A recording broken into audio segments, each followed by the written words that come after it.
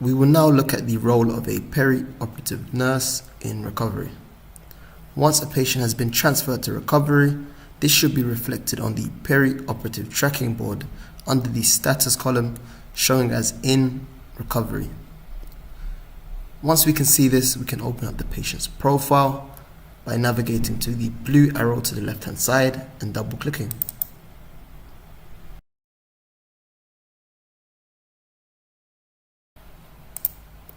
Now that the patient's profile is open, we will look at the different assessments available to complete in recovery. To the left hand side, we have the table of content menu. Navigate to assessment/fluid balance and left click. The assessment/fluid balance page then opens. Here we can see all the different navigator bands containing relevant assessments for each speciality. The first thing we are going to do is configure the navigator bands to show all relevant recovery assessments. To do this, select View in the grey toolbar at the top. At the bottom of the menu that appears, select Layout and then Navigator bands. Select each navigator band that you would like to remove, just like so.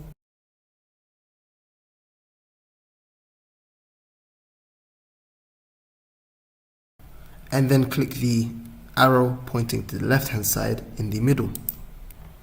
Once that has been done, on the left hand side, select the relevant navigator bands you would like to see. In this instance, we would like the recovery, lines, tubes, devices, and recovery systems assessments. So select lines, tubes, devices, and recovery systems assessments, and then click the arrow pointing to the right hand side in the middle. Once you are happy, select OK, and a prompt appears instructing us to close and restart the application. As an alternative, you can close the patient's profile and then reopen.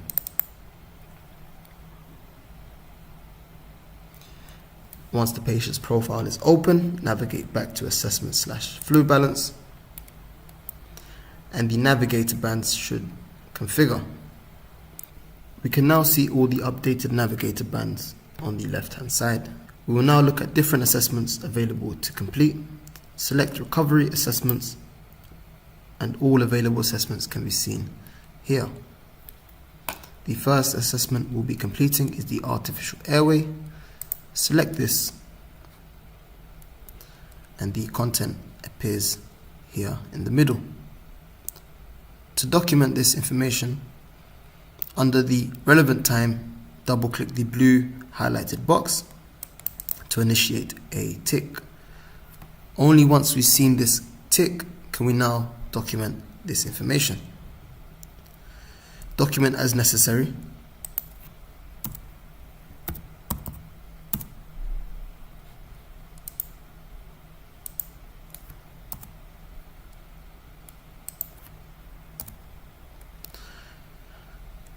Once happy, select the green tick to save this information.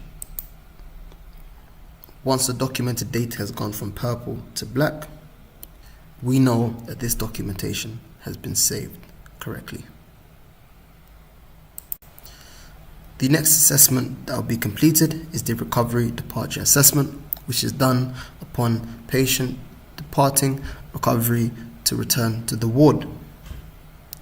Again, to complete this, select recovery departure and double click the highlighted box under the relevant time and document as necessary.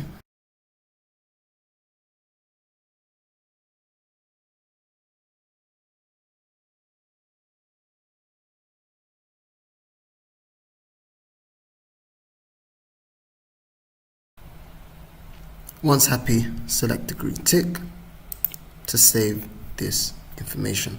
documented.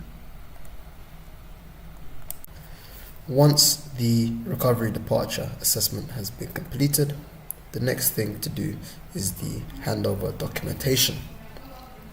To do this, navigate to the peri-operative nurse section in the table of content.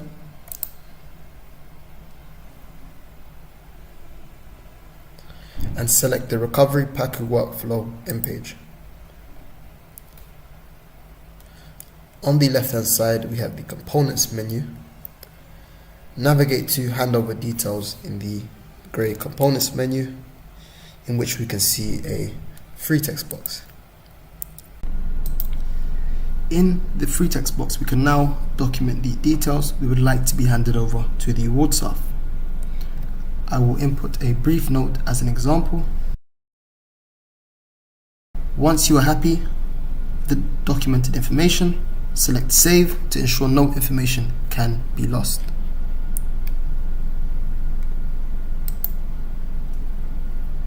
At this moment in time, the information inputted into the free text box is only viewable by yourself. To make this available to review by all members of staff, a document must be created. To do this, select Recovery PACU Handover Note in the bottom left corner.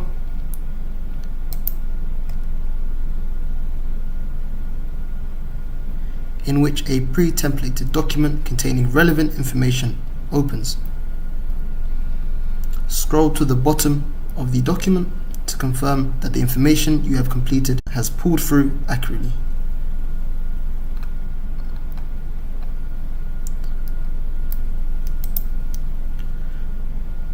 Once happy, select Sign/Submit.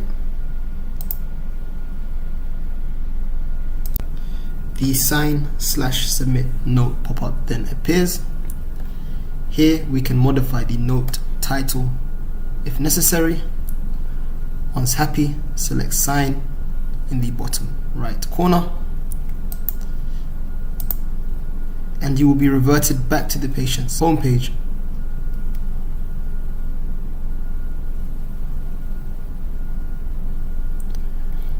Refresh to update your screen.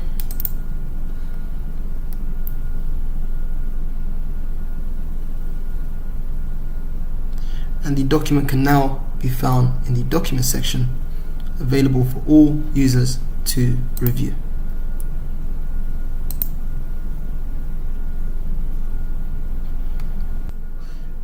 Next, we will look at administering medication. Before administering medication, it is important we review the medication that has been prescribed for a patient.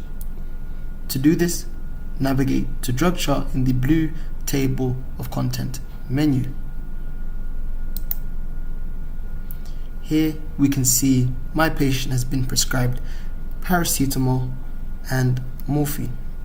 Once medication has been reviewed and you are happy, to administer medication, select Medication Administration in the grey toolbar. The Medication Administration window will appear, asking for me to scan the patient's wristband.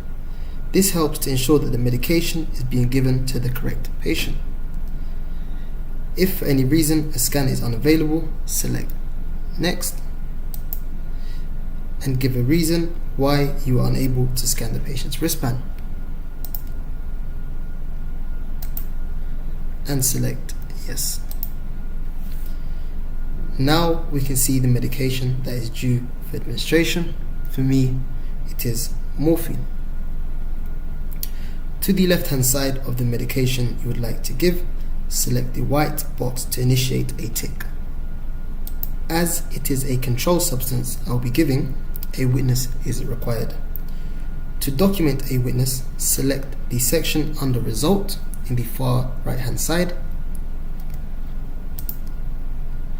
in which a pop-up will appear. In the Witness By box, input the name of the staff member who will be witnessing this administration.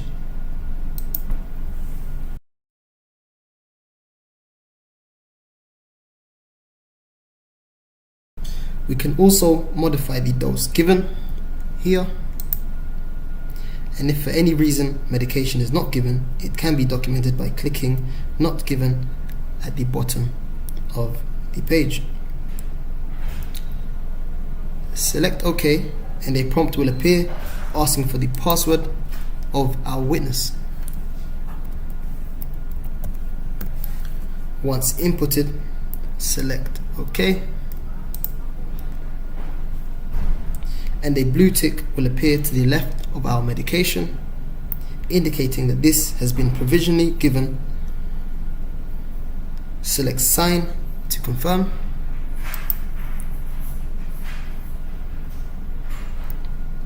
and refresh the drug chart. Under the given time, we can see the dosage that was administered. The last and final thing we will be doing is discharging our patient from recovery. To do this, navigate back to the perioperative tracking board.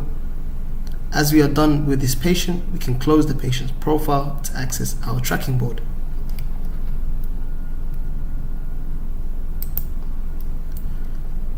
Once on the tracking board, double-click the In Recovery box under Status to access the Case Tracking Set Events window.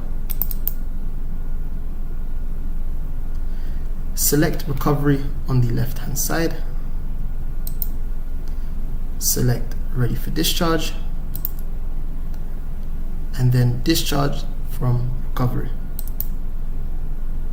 Then click OK in the bottom right hand corner, and now our patient has been discharged from recovery. This should only be done once our patient is physically ready to be discharged from recovery back to the ward.